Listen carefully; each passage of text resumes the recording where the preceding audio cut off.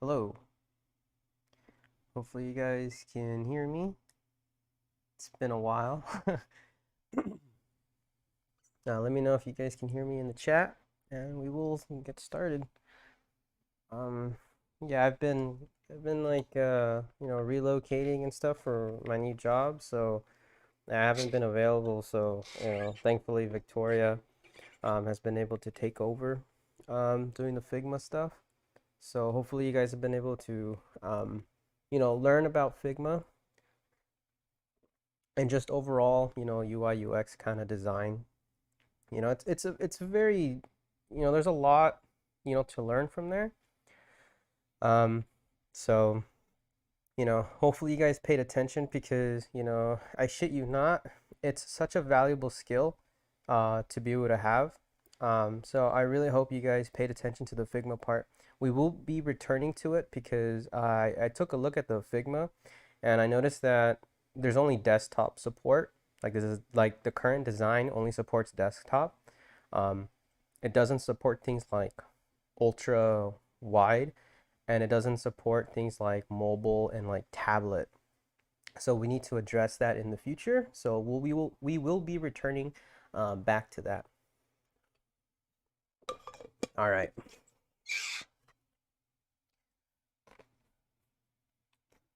So let's get started. So we have VS Code, and I'm going to share the SoDA repository. You should be able to see all the repositories here. There are, let's see here. Let's make that bigger. Let's bring this over here so you guys can see this. There are two repositories that I just created. One's called front end, one's called back end. Every day or every time we do something, I will be basically pushing all the code to here. So if you ever want to take a look at, the things that I've done or anything like that, you'll have access to the code from here. Okay. So I really want you guys to pay attention. And if you have multiple monitors and you can watch and code at the same time, awesome. If you don't have multiple monitors, that's okay. Just pay attention and then rewatch the video again later while you try and replicate the things that we've done. And you'll also have access to the code, so you can always refer back to it. And I'll show you how to look at the commit logs so you can actually see the files that have been changed. So I'm going to try and follow a real world, repo management. So we'll have a master branch, we'll have a dev branch, and we'll also have feature branches. So every time we try to, create a new feature, we will create an issue, and then we will create a branch trying to solve that issue. Issues doesn't necessarily mean something's wrong. It could just be a feature, right? We just call those issues in GitHub. And we'll do pull requests. I'll have like Corbin or Victoria, um, you know, I'll show you like what that process looks like, so you guys can get some more exposure to GitHub as well. I don't want you guys just to like just write code. You also need to learn how to use a version control system like GitHub. So hopefully we can learn a lot about that stuff together. All right. So if you look at the front end today, we're going to be focusing on just setting up the front end. So a lot of this code has already been kind of like set up already. So you can actually clone this. So you can just go here, hit clone. So actually, let me share the link here with you guys. So there it is in the chat. I'll put it in the Discord as well, so you guys can see it. So when you open up the link, it should take you here to the repositories. Let me know if you guys can see it. This stuff should be public. Okay. So the one we'll be focusing on today is going to be front end. So once you click on that and you see it here, there should be a green button that pops up over here. Hit code, and then you should just be able to clone it. So however it is that you use, if you understand how to use SSH or whatever, I just do it through here. Just copy this and do the git clone stuff. Okay. Here's the if you click on the Actually, I've never used this part. You know, what I usually do is I just copy this. I'll show you an example. Let's go to my desktop real quick. And then you just do git clone space and then paste that link. And then you just hit enter, right? And it'll clone that repository. So if I hit enter, it'll say start cloning. Now, you should be able to do this no problem because it's a public repository. So here I'll open up my File Explorer, go to the desktop, and here it is, 2021 SMA frontend. We click on that. There it is. Okay, you can see here's the JavaScript files. Okay, so you should have access to all of this.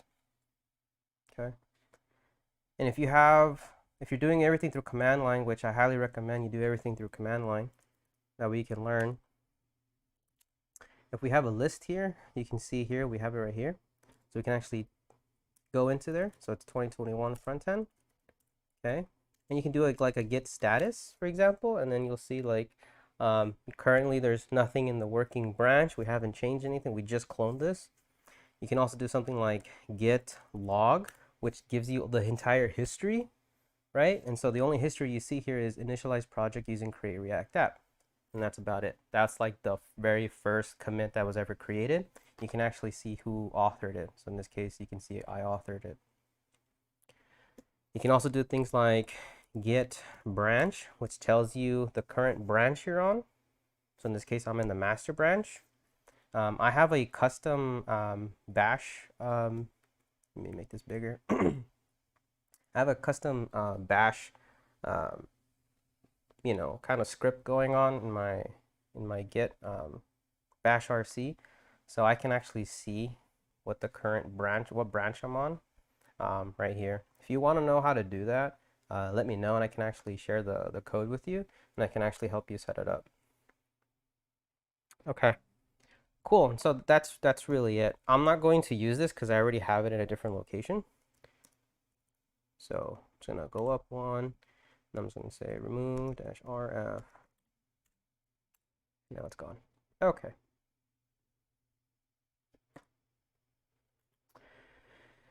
All right.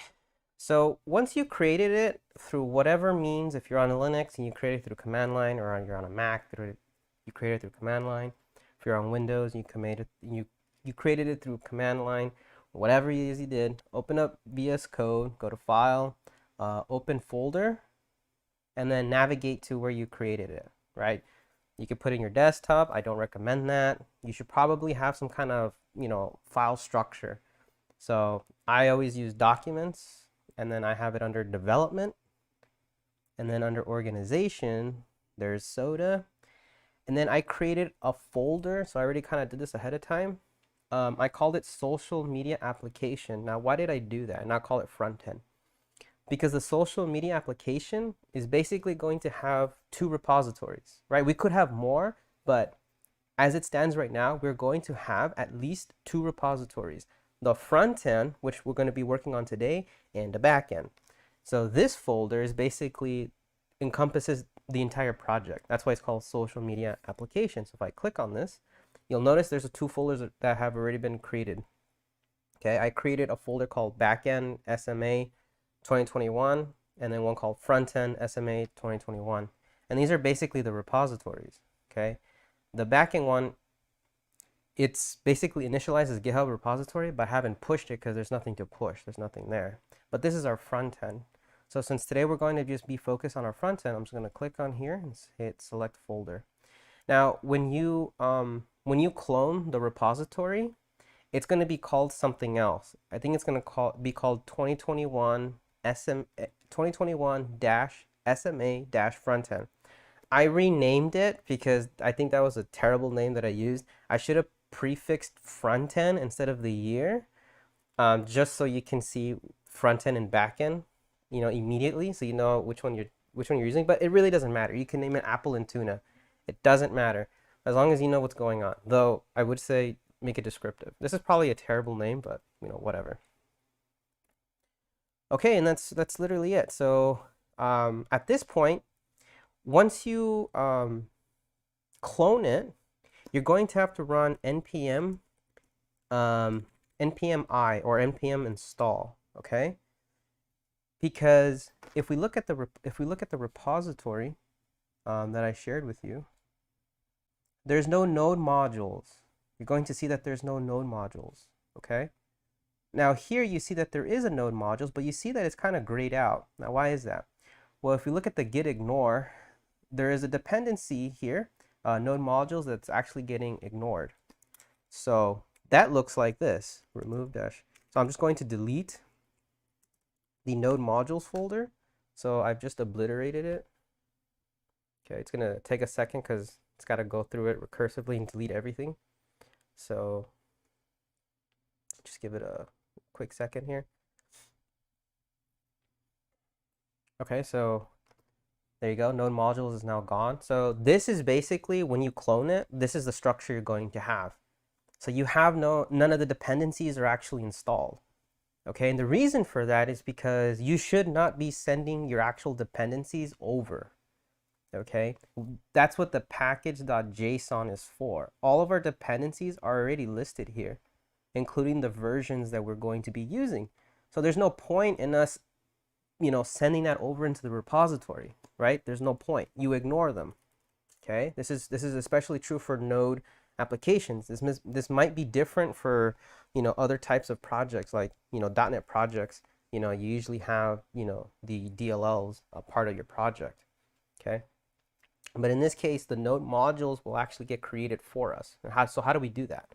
Well, after you've cloned it and you've opened it in VS Code, you're going to have something that looks like this. Okay, so you don't have your node modules, so nothing's going to work. So what do we do? Well, the first step is to npm I. So just run npm I. Okay, I is just the shorthand for install. Either one works. Okay, I'll just use npm install. When you do this, it's going to go through all of your dependencies, whether they're dev dependencies or just regular dependencies, and it's going to install everything that is required. This process here is going to take the longest, especially if it's the very first time, okay? Because there could be a lot of dependencies, right? So here we only have a few listed, but the React project has its own dependencies which need to be resolved. So each one of these is basically a project inside of your project, and so their dependencies need to be resolved. And if those dependencies have dependencies, they also have to get resolved. So we just have to wait until everything gets installed. Okay. So I did this just so that you guys can see what this looks like. Okay. And this is basically it. Now we're kind of done.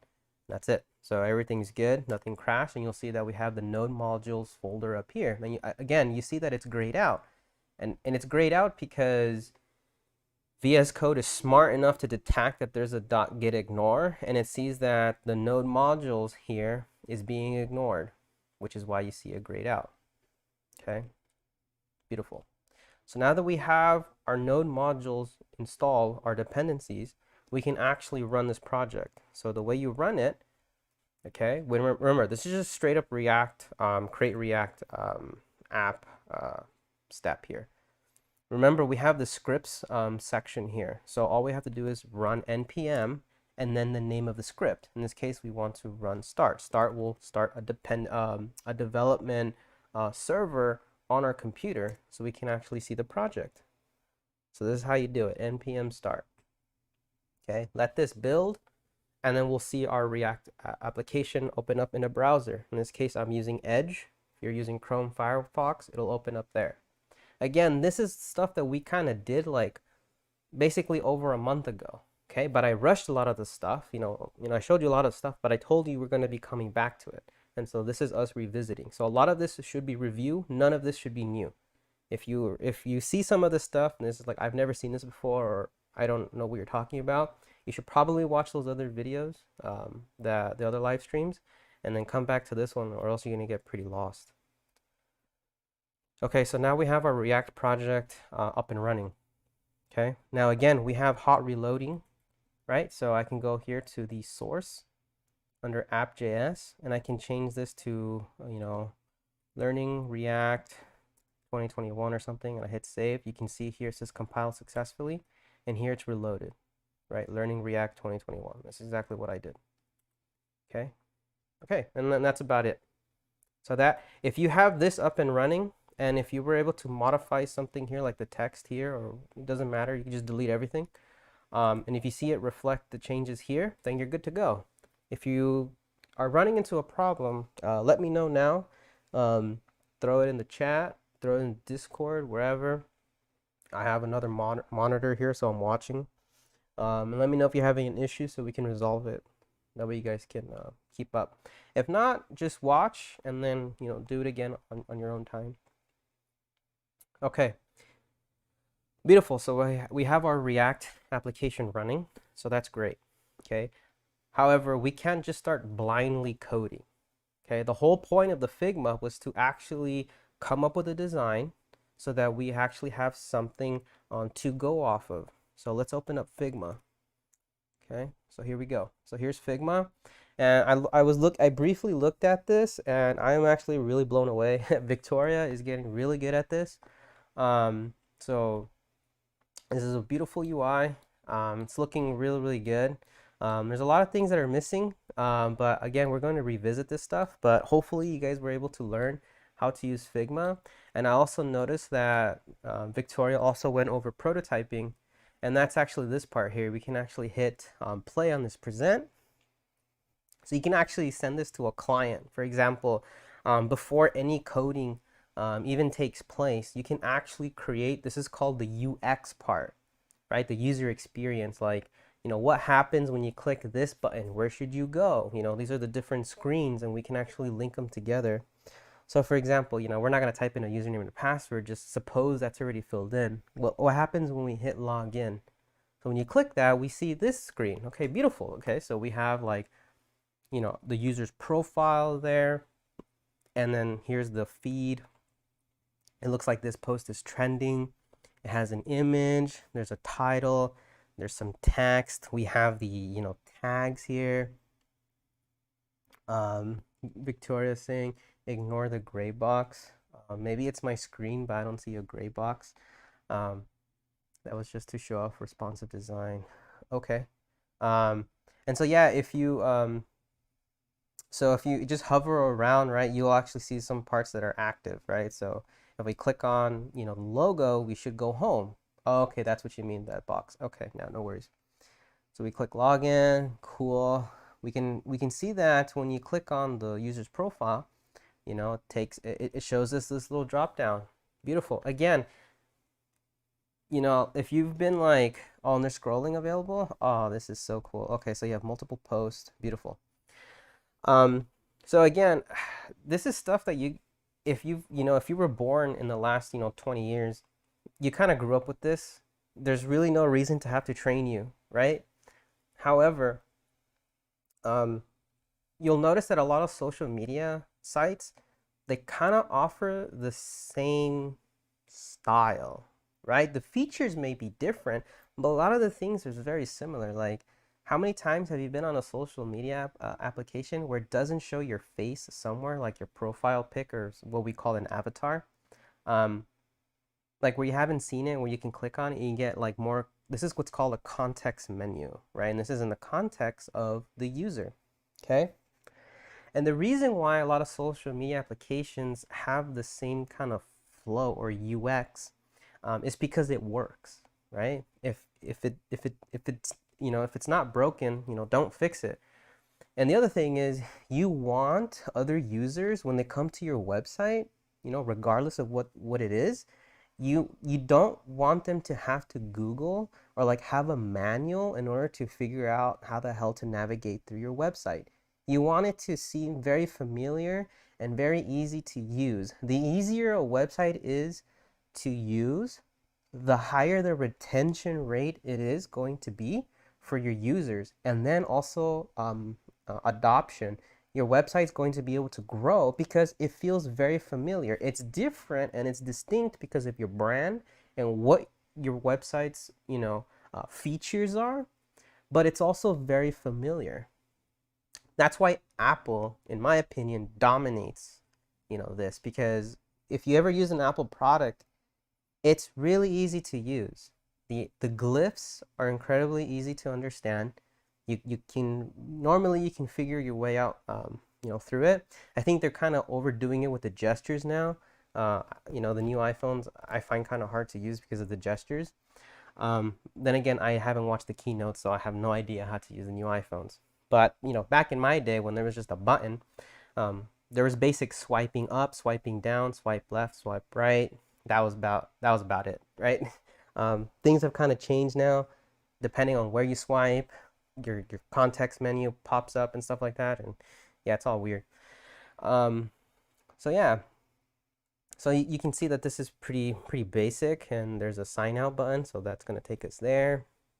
Yeah, and that's about it here. What else can we do here? Can we go to the profile? Yeah, click on profile, and we have a scrolling. I'm not sure what this is. Maybe this is broken. Why is this repeating? I don't know. But yeah, so we have some more information and stuff like that. Okay, so that's cool. So our job today is going to build this. We will build this and we will make it functional. Okay? It's not going to work. Like when I hit login, we don't have a backend. Right? We don't have a backend yet. When we hit sign up, I don't know what sign up is supposed to do. Why? Because remember, I'm just a programmer. I'm not the designer here. I'm just building it. So we don't have something to sign up. So Victoria is going to have to get on that, right? What happens when you click sign up? I have no idea. Okay, so I can't build that part because I don't know what that's supposed to look like. Well, what we can build, at least for today, is the login page. So let's build that. Okay, so you're not going to see it, but I'm going to move this to a different screen. Let me see if I can. Oh no, my computer's freezing.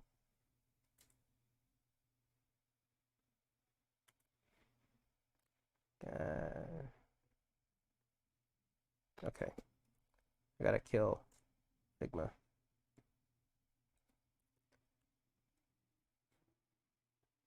Okay, Figma died. Let's open her back up. Okay, so where it is here. Okay, I'm gonna move this to off the screen a little bit.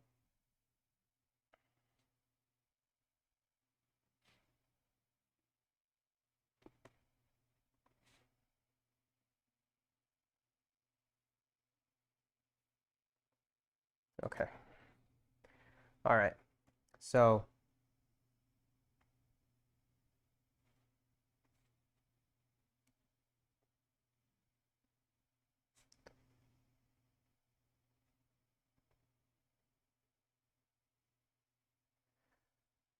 okay, so I am.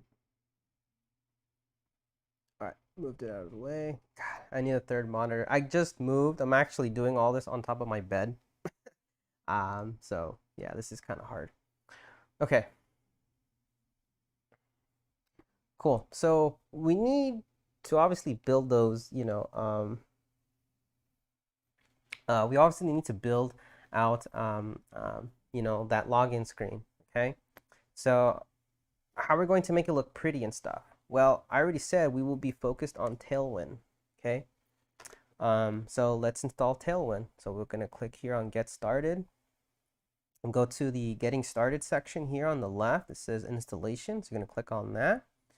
So there are some guides depending on what's the flow, what was your process flow for actually creating the application, right? So we're going to be, we use Create React App, so we're gonna click here. Okay, so this is the steps of we already did this, right? If you clone the project, these steps have already been taken care of. So now, again, all we have to do is follow the directions from top to bottom.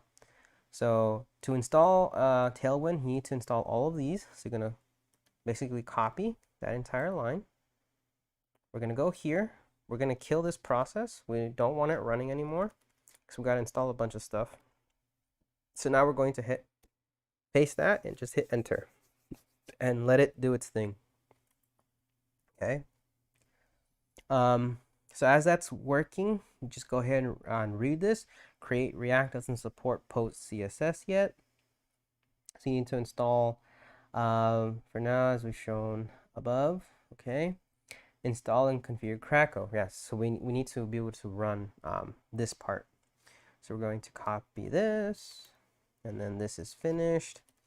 So we're going to paste that, just run that. Again, you just got to read the instructions, right? That's like, 90% of the stuff that you're doing here is just reading the instructions. So, that's all you really got to do.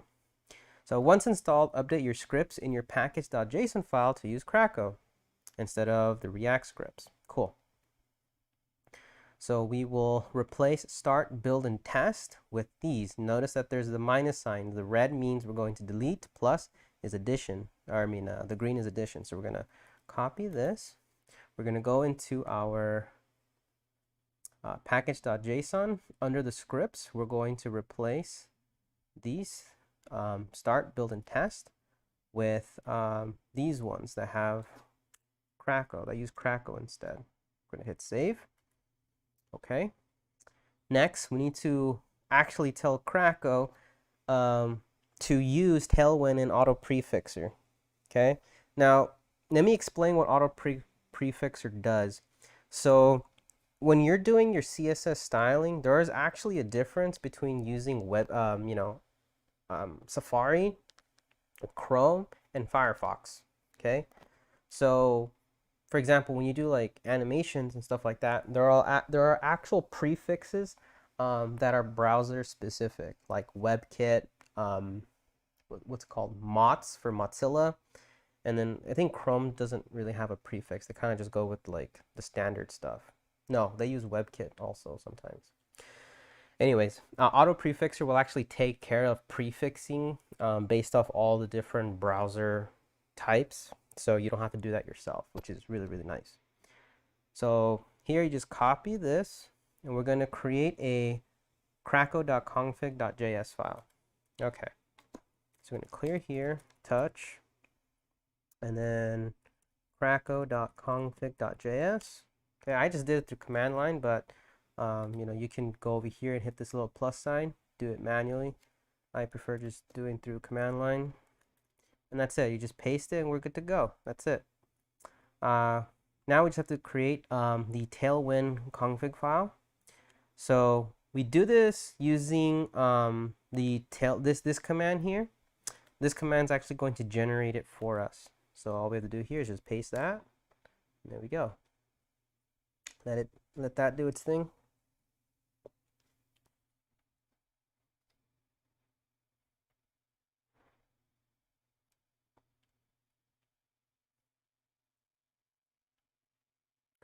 Okay, so you'll notice that we have a tailwind.config.js file. And here we go. This is what it looks like. Okay, we need to update this purge section, and actually it comes next. So here we just got to copy this purge. And we're just going to replace this one. And that's it. Okay. So I use tabs, not spaces. So I'm just going to like quickly. There we go. Did that not work? No, it's not gonna do it properly.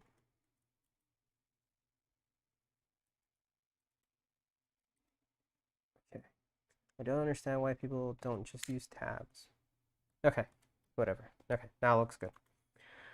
All right, include Tailwind in your CSS. Cool. So since we're using create React app, we have in our source folder, we have this index.css. We basically got to tell it to use Tailwind. That's it. So we just got to copy this and then go into the source index.css, obliterate that, and just paste that, because we're not going to be using any other kind of CSS. We're just using Tailwind for now. Okay. Beautiful. Okay, and that's it. So on our index.js, we just have to make sure that index.css is being imported, which it is. So we're good to go. All right, and that's about it. Okay. Okay, cool. We're done. Okay, so that's about it. Now, a lot of you guys were wondering, why is this like giving me like this unknown rule and stuff like that? That's because this is not a CSS rule. Okay, this is not a CSS rule. This is a Tailwind thing. So what actually ends up happening is like this file gets fed into post CSS. Okay, it's called a loader, and it's going to parse that at Tailwind. It's going to run a command. Okay, and then the base, like these things will eventually be replaced by actual CSS that's going to be generated based off our configuration file here. Okay, which is why these things are not valid, but it's not going to crash your thing because it's going to run through a parser that's going to basically, well, not a parser, but a transpiler that's going to convert these commands into something, which is Tailwind CSS code. Okay. Again, this is not a CSS thing. This is a Tailwind thing, and there's a transpiler that will again replace these things with actual Tailwind CSS code. So don't worry about that. Okay, and so now we just got to do some cleanup. We do not need app.css. We will delete this because we don't need it. Move to trash. In app.js, we will remove the .app CSS. We will also remove the logo. We don't need the logo. Basically, don't need anything here. And we'll just obliterate this whole thing. Class name, there is no class name app anymore because that got killed. Okay, cool. Now I just gotta format this. Okay. Because I don't use spaces, I use tabs. Okay, cool. So now we just do a simple hello world. Okay. Hit save. We're gonna run npm start. Now, as you can see, Krakow is starting. Krakow, I don't know how to pronounce that. Krakow is going to run instead of the React scripts. It's still going to call it internally, but it's going to run first in order to compile our Tailwind stuff. Okay, so let this build real quick, and boom, now it just says hello world. So we're good to go. Go to inspect element, and then I always just look at the console. I just make sure that I have no weird errors. Okay, because it could still run technically, but you can have an error over here. So just watch out for that. Make sure you don't have false positives. Okay, beautiful. So there's our setup. Now we just got to use Figma. Hopefully it doesn't kill my poor laptop. Okay. And so now all we're going to do is try and build this this login section. I'm gonna go ahead and just delete that. Okay. Okay, cool. So we have this component here, this login. This is a screen. Okay, so let's talk about some keywords here that you need to learn. Each one of these things that you see here is called a screen. This is the terminology that's used in application, like mobile application development. Everything's a screen. Okay? Even if one thing changes, that's a screen. Okay? For example, there's a difference between seeing this and then, seeing this on top of there. That's a completely different screen, right? As far as this, this workflow, how it looks, right? We need to distinguish between them. Okay? And the reason for that is because, well, we need to know, okay, so when something happens, like when you click a button, what's supposed to happen? So that just takes us to another screen. It's very much how like a director, makes a movie. Everything's on paper, right? And each thing is like a scene, right? It's a scene. Okay. So even when like the camera angle changes, even though they're still in the car chase, but the camera angle changed, that's a different story, right? So you have like a storyboard, and you have all these little, little scenes, and then you put it all together, and then you have your movie. Right, so that's the basic idea here. Okay, so this is a screen. This is a screen, and this screen, is just the login screen. And this here encompasses what this screen is supposed to contain. Okay, so this is it. We have this logo. We have this title. It says login to bidder. we have, it seems like we have two input fields, username, password, and then we have two buttons. And then these buttons, okay, these buttons, very similar, very similar. There's some differences here, okay? And this goes back to like good design, okay? Good design. You should not have like a bunch of different styles for your buttons. You should have like, you know, styles for buttons that it's just going to determine some kind of like hierarchy. Like how much should I pay attention to this button? You know, if we look here at these two buttons, which one is the one that your eye is just drawn to? Okay. And the one that your eyes should be drawn to is this login, right? We're using psychology here, right? By having this button like super solid color, we're drawing attention to this button that says login. So already you can tell that this application wants you to do something on this screen. And the thing that it wants you to do the most is log in. Okay, that's how we're going to get the users in. Okay. Okay. So if we think about this as separate components, right? We have a component that's going to contain this login container, right? So we have a container here, this login card. Okay, so we can see here that the designer called this a login card. Okay, that's fine. When we expose that, we have some children here. So we have a logo, and we have these two buttons. Okay, we have the login text, and we have a username.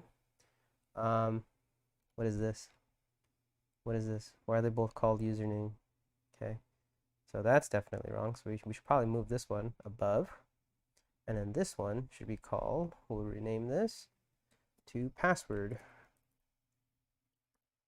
Okay, like that. And in fact, we should probably be a little bit more specific. Call this input password, and we'll rename this one to be input username. Okay. Okay, that's fine. Okay, cool. All right. So using Tailwind, we'll be able to recreate this. But again, let's keep trying to digest this a little bit. So let's break this up apart. So in this screen, we have just this one component here that seems to be centered. Okay, it seems to be centered on the screen. Okay. Okay, so that's very easy to achieve. And then we have our logo here. So okay. So one thing that you should automatically be doing whenever you see a design is look at the layout. What kind of layout do we have here? So in my mind, just by looking at this layout looks like a stack. So let me bring out the, my fancy drawing tool here. I see this as a stack. So we have this container here. So this is our our login screen. I wonder if you guys miss my amazing drawing here. So we have, well, let me see here. We have the logo. So here's the logo. We have logo. We have the title. Okay, what else we got? Then we have an input field. Then we have another input field.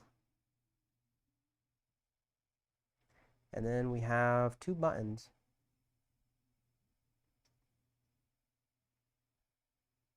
Okay. That's basically what we have here, okay? Now, the reason why I'm saying that this is a stack is because let's highlight the different parts here. So I'm going to highlight this part. So this can be one thing, okay? And then these two things, technically, they could be one thing as well, right? Individually. Notice how they're being stacked on top of each other. This title is a separate thing, okay? And this logo is a separate thing, okay? Now notice how they're stacked like this, okay? This is what we call in the industry a vertical layout. If you ever dealt with Android or iOS development, you would have already heard of this. Vertical layout. Okay? Because they're stacked on top of each other vertically, hence the word vertical. Now, an argument could be made that, for example, okay, well, these buttons, they're horizontal, right? Well, the buttons could be part of a container, right? And then these components could be laid out side by side. So this is an example of a nested layout. So this component here, or this container, the thing that we see in the red, has two child elements in the green. So this right here, this particular container, has a horizontal layout. Interesting, huh? So this login container, okay, so this right here is the container.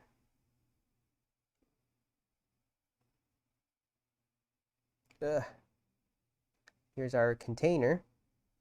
Has a vertical layout because the elements you can see are being stacked on top of each other, right? You can see that here. There's spacing, but for now, ignore the spacing. Just look at how it's being laid out. It's clearly vertical. And then one of its children, right, has 1, 2, 3, 4, 5. You could make it 4 children. We'll talk about that in a second. So right now we have 5 children, the logo, the title, the 2 input fields, that makes it 4, and then the buttons. And we're assuming that the buttons are going to be contained together. And then this container, again, this is another container,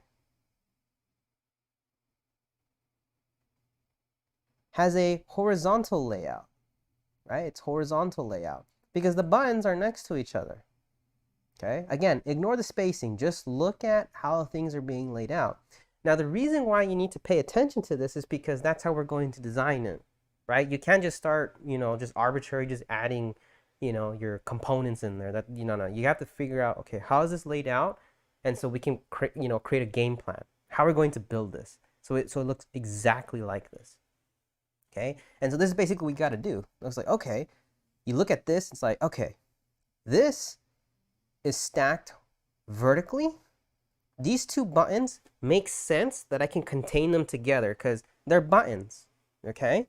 So these buttons are like navigation stuff, okay? Because if I click login, that's going to take you to like the screen where you can see stuff, right? If you're a user, you can see stuff. Sign up will probably take you somewhere else. So these 2 things are going to take you outside of this screen, right? Sign up will take you to a sign up screen. Login will probably take you to home with your, with the content that you can actually see. Okay, so these 2 are what we call navigation buttons. They can take you somewhere else. Okay. Now, because these 2 things are related, it makes sense that they're going to be inside of a container.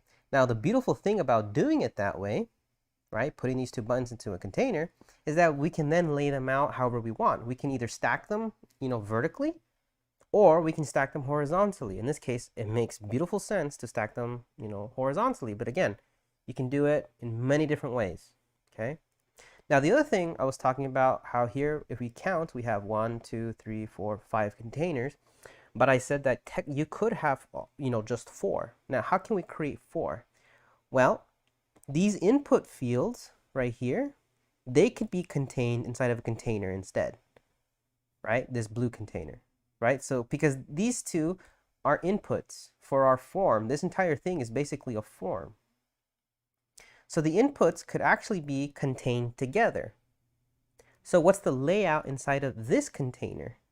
Well, it happens to be a vertical layout because they're stacked vertically, like a stack of pancakes, okay? They're vertically stacked, okay? So, you could make the argument, well, why don't we just keep them separate? Because it makes sense. Yes, that's true, right? Visually, it makes sense that they're separated because, again, these things are all being stacked together. However, you can make the argument that when we're trying to organize our components, that because these 2 are input fields, they're going to be part of our form, The argument could also be made that these two input fields should actually be contained together.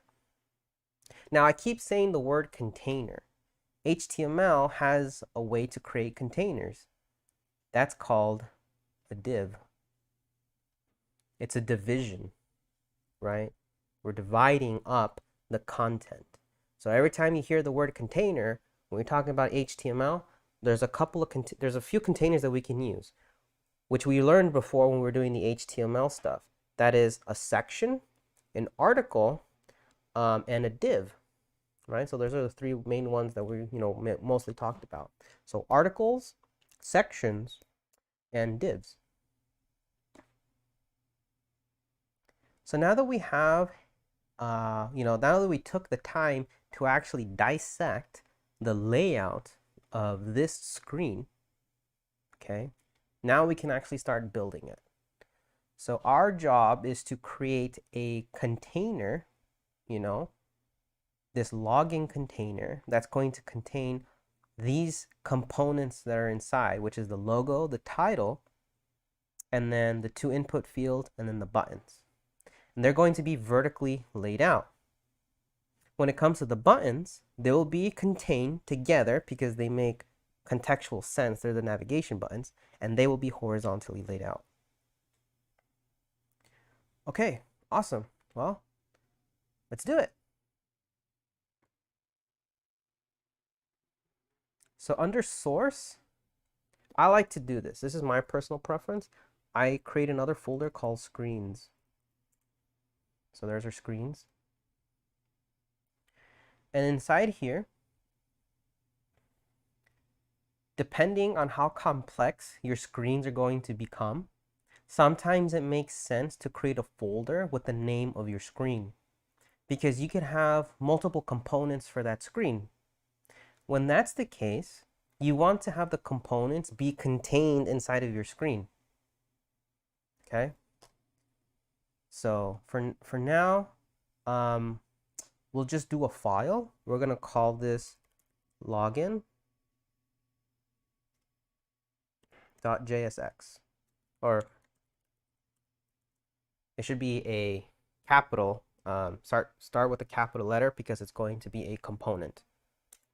Okay, and the .jsx just, it's more like a way of saying that, hey, we're going to have JSX code. This is not just going to be JavaScript. This is JSX, which JSX is not JavaScript, right? This has to be transpiled.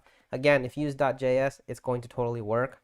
I just think it's better to, suffix your files are going to have JSX code with JSX, not JS. So we're going to be stacking divs with different alignments on top of each other. Exactly.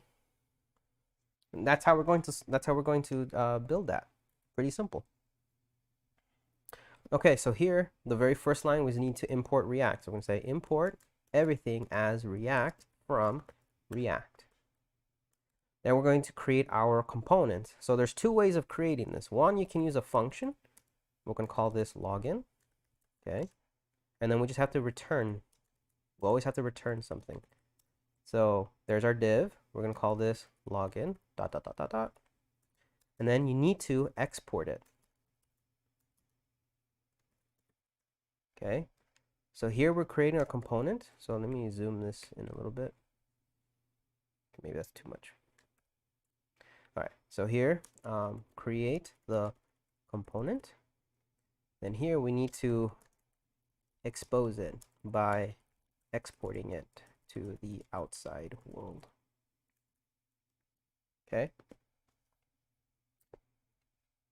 These are what we call modules. Okay. By default, modules, all the functions that you write are kind of like hidden. They don't bleed out into like, what we call the global scope. If you want a particular function to be exposed, so you can import it into a different file, you must explicitly export it like this. And there can only ever be one default export. Okay, we'll go over this when we start having like a little bit more complex components. Okay, the login is going to be an example of that. Okay, so we hit save, and that's it. Now in our app.js, let's go ahead and import this. Oops, wrong button. So let's go ahead and say import login from /screens/login. Okay. Inside of this div, we're going to replace this with login. Hit save. Go to our screen here and it says login. Beautiful. Super basic. Super basic. Okay. All right. This doesn't look like our login screen just yet, but we're going to get there. Okay. So the next thing is we need this logo. So how do we get that logo? Well, thankfully, Victoria created the logo over here. So we have this right here. I need this logo, right? This is our logo. So how do I get it out? Well, the way you get it out is you hit right click here, and then you say copy/paste, and you go to copy as SVG. So I click on that. Cool. Now in our source, we want to create something called assets, where we're going to put images that are called static images, meaning we're not going to use a URL link. These are going to be images that already exist in our project. So inside of this folder, we're going to have another thing called another folder. We're going to call these icons. Okay. Inside of here, we're going to create one called our logo.svg. Okay. We're going to paste this SVG, and there it is. Okay. We're going to hit save now. So now our logo exists in assets, icons, under logo.svg. Now you can be a little bit more specific with your logos, like logo small, logo medium, logo, large or whatever. You do all kinds of stuff. Okay. In this case, we're just going to do it this way. Okay, cool. So now, how do we bring in that that SVG in React? How do we bring it in? Okay. So the way you do that is you say import.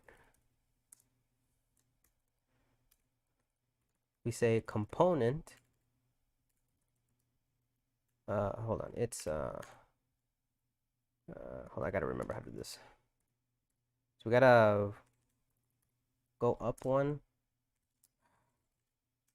Let me just put something here. Temp from // or // we gotta go up one to our assets, icons, and then logo.svg. It's not going to autocomplete. Okay. And then in here, we have to use the curly braces. And then it's called React component. So that's how we bring in SVGs with React. We have to do it this way. However, what if we have multiple SVGs? They all can be called React component. So what you do is you then do something called aliasing. So you say as logo. Cool. Now this logo is this SVG. You can see that we have this SVG element. So this is in fact an SVG now. So what can I do? Well, I can replace the login with my logo, and I call it like that. I hit save. I go over here, and there it is. There's my SVG. We go to the elements, go to the body, go to the div here. This is a root project. There it is. There's the SVG right there. There's our logo. Imported in as an SVG. So what's the benefit of having SVG? Well, I can have infinite zoom, and no matter how much I zoom in, it's always going to look nice and crisp. Why? Because SVGs it's a mathematical function that actually gets calculated every time you change the screen resolution. Okay? So it's always going to be like smooth and perfect. Cool. So there we go. Now we have our logo. Logo imported.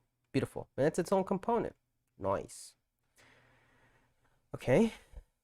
So the next thing, we need to have the title. So let's do the title. So we can do a title using an H1, since it's the only title that's going to be here.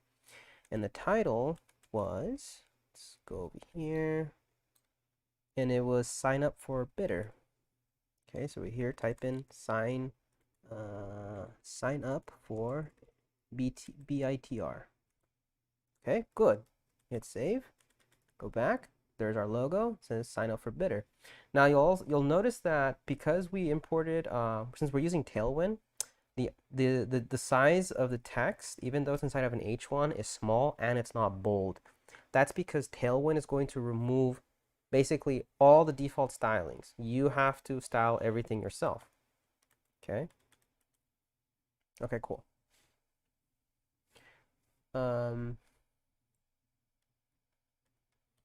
Oh, it says log into bidder, not sign up. Oops, I used the wrong one. I was looking at the wrong screen. Dang it. Okay. So it says log into bidder. Yeah, that makes more sense. Okay, so over here, so we say log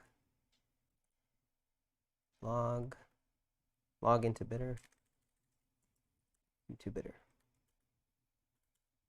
Log into bidder. Yeah, that makes sense. Okay, cool. Beautiful.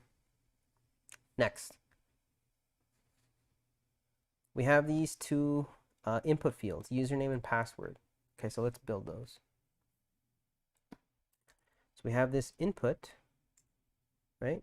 Input, type, text. We change the placeholder to be username. Okay, hit save. See how that looks like. Beautiful. Now, again, with Tailwind, all the default stylings are basically gone. Okay, they're all gone. So we have to do all the styling ourselves manually. Okay. Now, if we look at the Figma basically says, hey, you need to color it. Okay, we'll color it. There needs to be a border. We'll do all that stuff. Okay. But for now, you can actually see there's a username. Okay. Now let's add the password field. Input, type, password. Change the placeholder text to password. Again, I'm just following the Figma. None of this I'm doing myself. Now you'll notice that the input fields are being vertically aligned. Now, does anybody know why that's the case? Does anybody remember about the different types of displays? We have inline, we have block, we have inline block, and then we have some of the newer ones that we talked about was flex. So does anybody know why these input fields are being stacked left to right, but these two things were being stacked on top of each other? Does anybody know? Just really quick.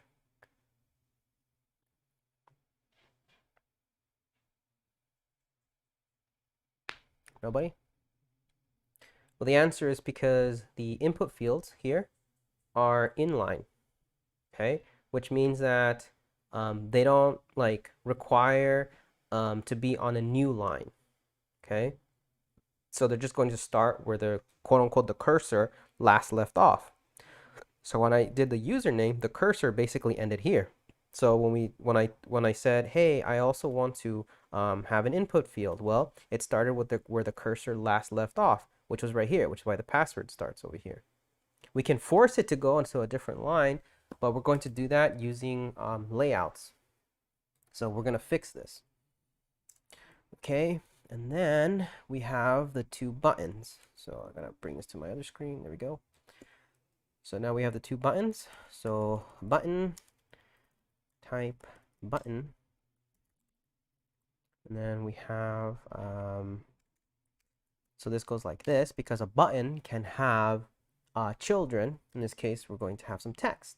So the first one is sign up, like that. Have another button, type button. Then we have a login. And that's about all the components we need to have on the screen. Now again, you're going to notice that the buttons are also left to right because they are inline. Okay? These are inline, which is why they're going from left to right, right? Because they don't go to a different line themselves. Okay. Okay, so this may look terrible. It is, but we have basically everything that Victoria our designer basically said. It doesn't look like it, right? But that's where Tailwind's going to come into play. We have all of our components on the screen. Now we just got to style them. And this is going to blow your mind how we're going to do this. Okay, cool. So the first thing is that if you look at the design here, everything needs to be contained inside of this container. This is called a card. You can see this. We also sometimes call this a surface. Like the background here is not a background. That's the background. This is a surface. Okay, this is a card. It has all the, has all of the signs of a card. We have the round edges. We even have the shadows. There's a little bit of shadow there. So this needs to be its own thing. Okay, it needs to be its own thing. Okay. So how do we do that? Well, this div right here is going to contain everything. Okay? What I mean by everything is that we have a couple options here. We can either make that div basically contain this entire thing, or we make that div just contain this content. Now, if that's the case, then we are going to assume that the parent that uses our component is going to realize that, hey, we need to center this login screen. Okay, we're going to basically hand over the alignment to whoever's calling us. Now, we don't want to do that because this login screen, remember, this is a screen. Okay, so this is not a regular component. This is supposed to render the entire screen. This is supposed to take up the entire thing. Okay, so we cannot treat this like a component. So we have to take care of the alignments ourselves, because the assumption is that if you're on a screen, that we're taking up the entire thing. Essentially, we're taking up the entire screen, right? That's what we're calling this, a screen. It's not a regular component. Notice that I haven't even created a folder called components, because this, what we're building, is not a component. This is a screen. This is the entire screen. So we have to take care of everything. So we're going to create the rules. So this div basically is going to encompass the entire screen, which is basically this block right here. See this right here? This outline, this blue outline, that's what that first div is supposed to do. This div is supposed to be just that. So this means that we need to have another container, something that's going to contain all of the individual components that we just created, because we need to align this in the center. We need to change the background color to be this white color. We need to change the border radius around it to make it nice and rounded. And we need to add a shadow. So how do we do all of that? Well, it's simple. We just use another div. And then we just bring all of this into there. So this div is going to contain the entire screen. And then this div is going to be this part, the thing that we see here. Okay, so let's make that distinction already. Okay, the easiest way to make the distinction is using colors. So how do we do that with Tailwind? How do we do that? Well, remember, use class name, change the background to be white. Hit save. Okay, now it's very hard to see that it's white because the background color itself is white. However, if we look at the Figma design, okay, the Figma, this background is not white. If we click on this, you'll see that we have, so what is the background color for this? Oh, here's the background color. So this background color, if we click on this, let's see, how do I change this color? I can right click, edit. It's this F1, F1, F1. It's like this off-white. Okay, this is off-white. Okay. For now, we'll just copy this. We're not going to be using Tailwind for this first part, just to change the background color. Okay. But we will. We're going to change this. So for now, instead of changing it back BG white like that, let's go ahead and use the styles. So we're going to say style. We're going to change the background color to this hex color right there. Hit save. Oops, I put it in the wrong one. This is supposed to be for this part right here. There we go. My mistake. So this is the background color for the entire thing. Okay. Now you'll notice now that we have this two-tone going on here, right? You have this color over here, and then the inputs are like the default color for the background for inputs is white. Then you have this white part. So if we go to inspect element here, we can see what's going on here. So click on this part where it says select an element in the page to inspect it. Click on that. Now you'll notice that when we hover over this part right here, where it has the style background color, if we hover over here, you'll see that it only takes up that blue part. Okay. And then the body, you know, by default is the background color of it is white. That's what you see over here, this white stuff over here. Okay. But remember, we're inside of a screen, so this div should actually be taking up the entire screen. That's the idea here, right?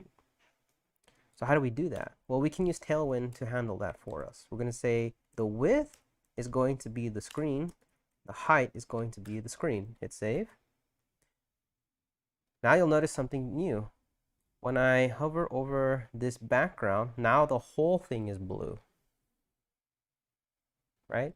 You can actually, you know, look at this side right here. You'll see right there. It says screen and H screen. It's 1244 by 975. It's basically taking up my entire screen, whatever is viewable. Okay. There's no scroll bars. I can hit full screen, and you'll notice now we have that off-white color here. Okay. Because this is something that you can do, because this is supposed to be taking up the entire screen. That's why it's called a screen, not a component. Okay. Now, if we go back to the tail here, we can click on this component, this login card, and this is called a surface. Perfect. I need to know what color this surface is. So right-click, edit styles, and it's just pure white. So F. Cool. So I'll move this away.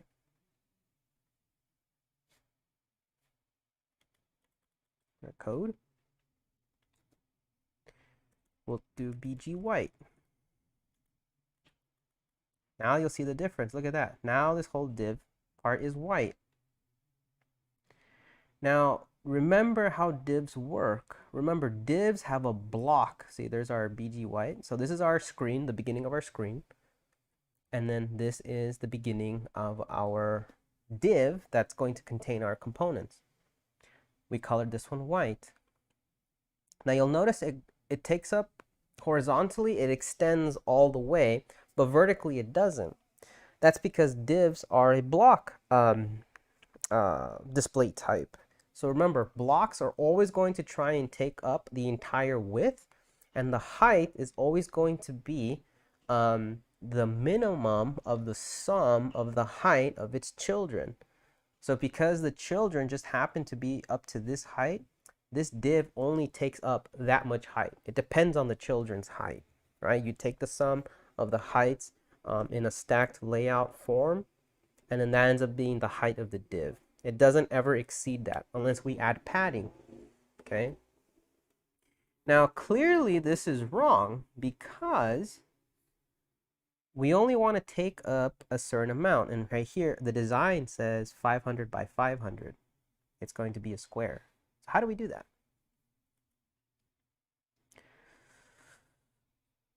Well, we can actually change that here.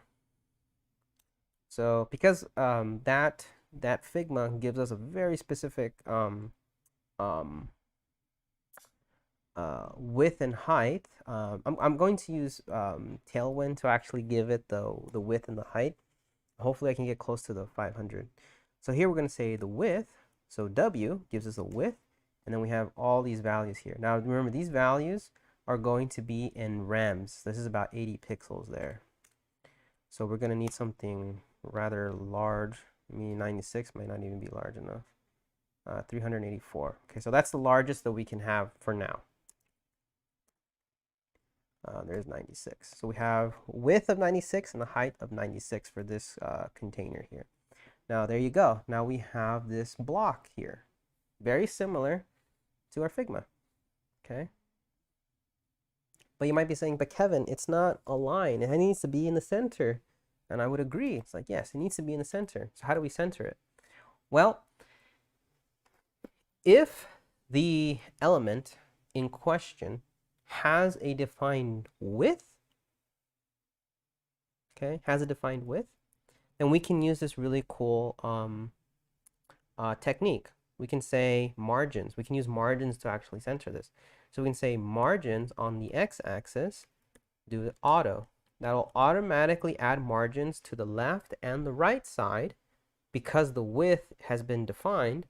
And so it's going to add a margin here and a margin here. And since we said auto, it's going to be the same on both sides. So it'll always cause this thing to be in the center. So if we use this one, if you click this button right here, if we go to here, right, if we hover over this div, you'll notice that the orange there has those, that's the margins right there. That's that spacing. Okay. So hopefully you guys can see that. Very cool, huh?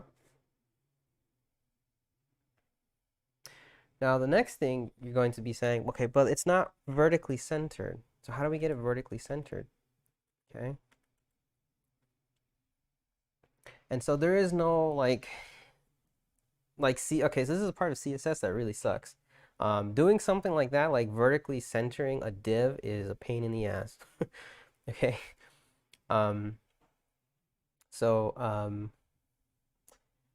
There are a couple of ways to do this. I like to use Flex to solve this problem. So what we can do is we can actually make our parent container a Flex layout, or what we can do is actually have a wrapper around our container here, this div. We can have a wrapper around that will force the alignment of this container to be vertically aligned. So it's already horizontally aligned because we had MX auto, but now we need the container to tell the child, hey, I also need you to be vertically aligned, because it cannot vertically align itself. So we need to use a CSS hack in order to do this. So the way you do this with Tailwind is using Flex. So we're going to write another div. So this div, oops, can't do that here. Okay. So this div is going to, a wrapper to vertically align our child component using Flex. Okay, so what we're going to do is we're going to move this into this container. This div needs to take up the entire screen. So we're going to say class name. We're going to say width is full. Notice I didn't say screen. I say take up the parent's width. H full, take up the entire parent's height. So we're going to hit save. Okay, and if we go back, nothing has changed. It's still horizontally centered, but now here's the trick. We're going to change the display of the div from a block to a flex. Okay, and so that's still vertically, horizontally aligned. But now what we can do is we can say items center. So this is going to cause it to be vertically aligned. And there you go. So you can do a little hack using a flex box. Did that just blow your mind? Because that was super easy. I dare you to do this using CSS. You know, without flex. Like, it's incredibly hard. If you go, you see the Stack Overflow pages, there is no end to the amount of people that have asked, how do you center a div? It's the most asked question because it's the hardest thing to do. but I just showed you how to do it using Flex. Again, I should probably put this comment to the top. Actually, no, I'll just leave it right here. I'll put this comment right there. So again, this is acting as a wrapper to be able to vertically align this container, because you can't do it without doing this. It's really hard. This is the fastest way of doing that. Okay, and there you go. Now we have this. Let me disable that. There you go. We're getting very close. We're getting very, very close. Okay, now let's keep going. So let's focus on the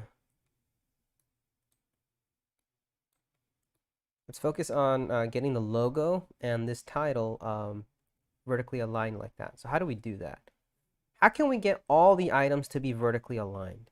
That's easy, right? That's easy.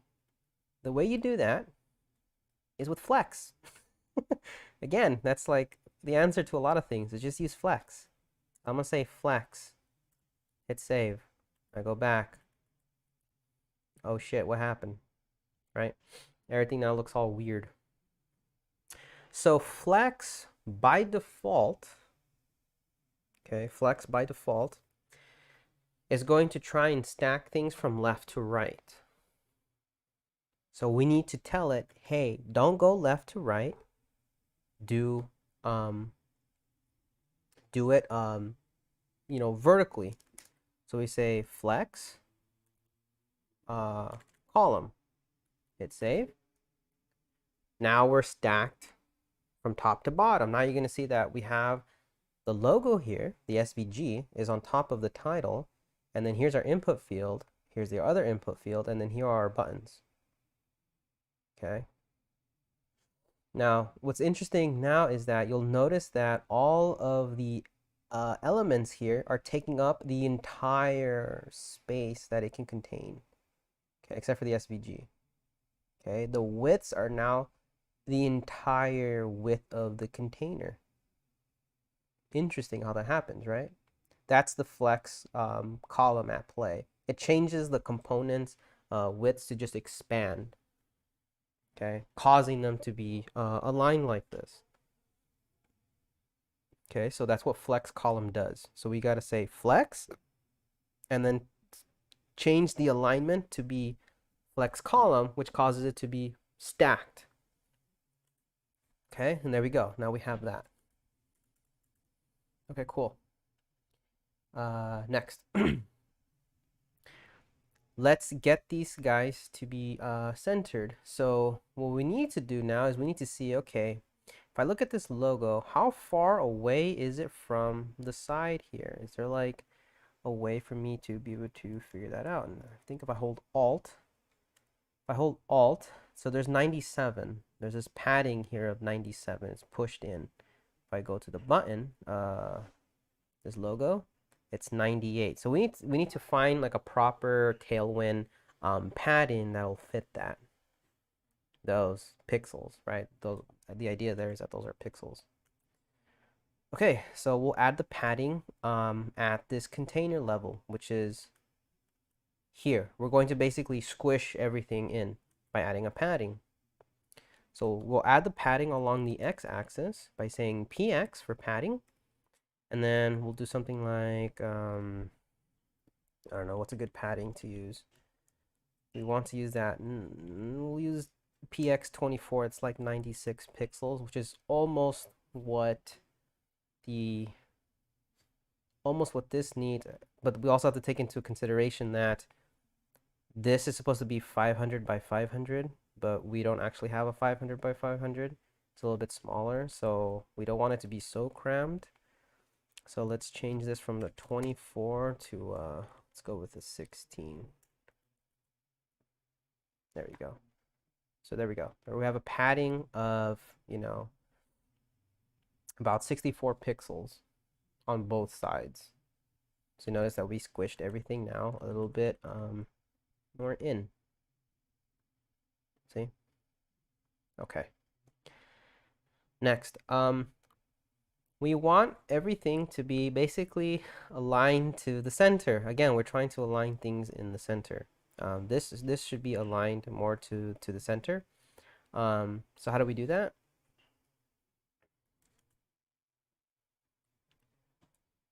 Using the flex idea. Since we're using flex, we can say item center, and that should center. Oh, right, because we're using flex column, it kind of flips. Okay.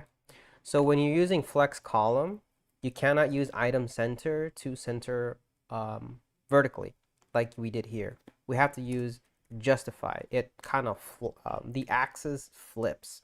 So you notice that now if I say justify center, we are actually now vertically aligned. Okay. Now when that happens, let's look at this here. You'll notice that now we are vertically aligned. You see this, there's some spacing that actually happened here, right? The flex container is adding spacing on both the top and the bottom to ensure that the elements here are going to be right in the center, vertically aligned. Okay, cool. So now we just got to start, modifying some things here. So first, let's change the size of this header.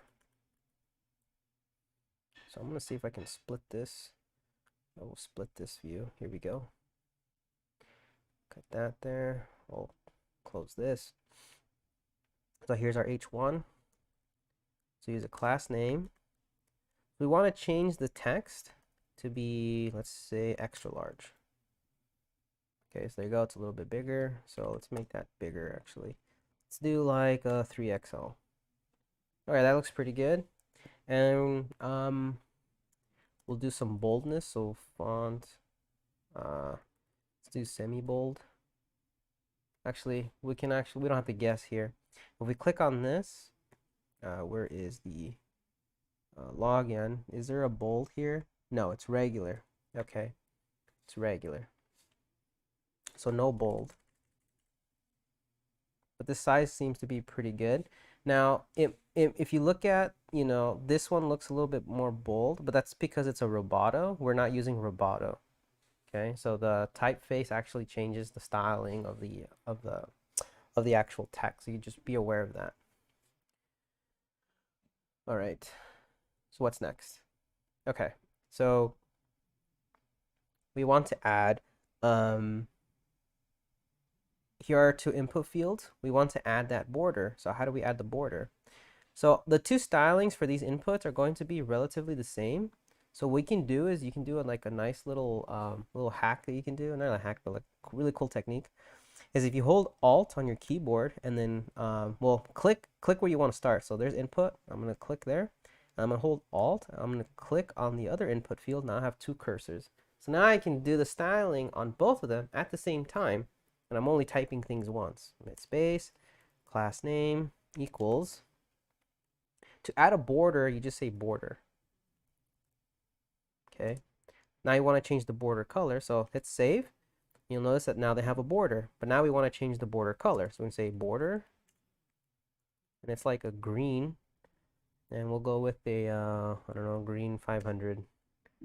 So there's that green. Again, we're going to be changing this. Okay, right now this is, just go with it.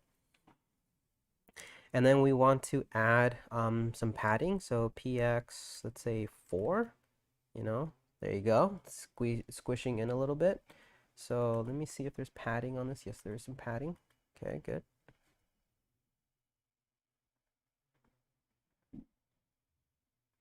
Okay, I probably put a bit too much padding, so we'll use a px2. There we go. We'll use a py1 because there seems to be some padding vertically. So there you go. So we added some extra padding there. Now to get that roundedness, all we have to say is rounded. This is, if we say rounded, it's going to give us some rounding. So you can see that there is some rounding now on the edges. But maybe we want to go a little bit more. So we'll go large, rounded large. There you go. That looks pretty good. Okay, cool. Nice. Now let's do the buttons. So we have these two buttons. So again, we're going to do the styling for these two buttons basically at the same time. okay? Because the stylings, for the most part, look the same, but we're going to change the colors as well. So here we're going to click on button, hold Alt, go to the other button, class name. These have to be rounded. So we're going to say rounded, and they look to be completely rounded, so we're going to say rounded full. Hit save. Okay, you can't see it because, you know, they don't have any. Actually, that's all that's the only thing they have in common is that they're both rounded. So the sign up here has a border, and the border is a green. So for right now, we're just going to hard code the color to be that green right there. And then this button here has a background color of that same green. So we're going to use green 500 for the background. Okay. The text for this sign up button, so the text has to be that green 500. Okay. And then in the second button, the login, it looks like the text has to be white. So text white. Hit save. There we go. This is looking more and more like Figma. Okay. Now, one thing that I just noticed is that when you click here, you'll notice that the border changes black. So we don't want to do that. Okay. So for the input fields here, we're going to change the styling for both of them. So you're going to click in the input field here in the class name, hold Alt, click on the other one. We're going to say focus, and we're going to say outline none. So when we focus and click inside, the outline doesn't change. Okay, we don't want any of that. Okay, cool. So hopefully you guys are following along. So that's what we have there. Again, the spacing, we're going to fix that right now. So first, let's fix these buttons. These buttons are like, you know, vertically stacked. We don't want them to be vertically stacked. We want them to be horizontally stacked. So how do we do that? Well, put them together. How? Put them in a div. So there's our div. We're going to push these above like that. Okay, now we're going to hit save. Now they're going to look all weird. Okay. So how do we fix that? Well, add the class name, and we're going to fix this by saying flex. Hit save. Okay. Now what we want to do is we can say in each one of these buttons, so we'll start from the very beginning here, Alt. So click here, and then hold Alt, and then click there. We're going to change the width to be full, and that should take up the entire width. Now remember, because our container is a div, it's going to take up automatically the entire width, right, of the parent. So if I tell the buttons, hey, take up the entire width of the parent, we get this. Okay, that's the result there. Now, one thing I'm also noticing is that we don't have enough spacing for the buttons. So we got to fix that. So here, after the full part, we're going to say px2, py1. That should get us some spacing vertically. Now, I'm also noticing that the text is actually pretty small. We're going to say text small. So that should change the text there a little bit. There you go. That looks pretty good. Now, if you're paying attention here and you see the Figma, we're getting pretty close, okay? But we're not there yet. Now, we have to fix the spacing here, right? So how do we fix the spacing here on the buttons? There needs to be some spacing there. How do we fix that? Well, with Tailwind, we have a really cool utility that if you apply this to the parent, it applies it to its children. So we can say space X, not SpaceX like, you know, SpaceX the company, but space on the x-axis, and we can say like 2 rem. You can see like now there's spacing in the middle. Okay, we can maybe go 3, maybe that's a little bit more. There you go. So there you go. So we added some spacing there, right? Now we're doing X because we're adding spacing because they're on the x-axis, right? If we wanted to add spacing vertically, we would use space Y, not space X. So by using space X, notice that we have some spacing there. Perfect. Now, how do we fix the spacing on this vertical part? Well, now we have to figure out, okay, it seems that there is some spacing around username and password. Like we have this spacing here. Okay, and we can actually see the spacing if we click on, let's say this username, hold Alt. From username to this, there's 50. Click on password and hold Alt and say go to this button. There's also 50. So there's this spacing here of 50 around both of these inputs. So we have to figure out, okay, how do we do that?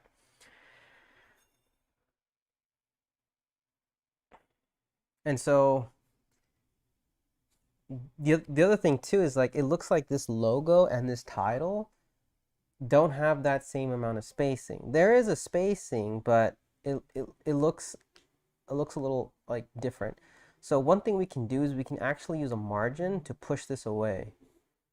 So what I'd like to do is I'd like to contain these two input fields together. So the way I'm going to do that is by having a div here and putting these input fields inside. And on the div, do a class name here. And we're going to do flex column. Then we're going to do a space y. Let's say 3. Now you'll notice that there's a space between these input fields. Then what I'm going to do is I'm going to say my. This is for margins. So I'm going to add a margin. Let's start with 5 for both the top and the bottom. So you notice that I'm pushing everything away from it. So let's do something bigger. 8. There we go. So there's our spacing there. We're adding our spacing. Okay. Again, I'm not sure if these spacings that were used here are like compatible with Tailwind. So it's a little hard to see, but we can just eyeball it. Okay, and then so let's see how we're doing. So we zoom all the way out, and hey, that looks pretty good. Now we just need to add some spacing between these two. Okay, so how do we do that? Well, based off the way we coded this, it looks like we're going to have to contain these two because the spacing isn't uniform across the entire layout. So we're going to have no choice but to contain these two things together.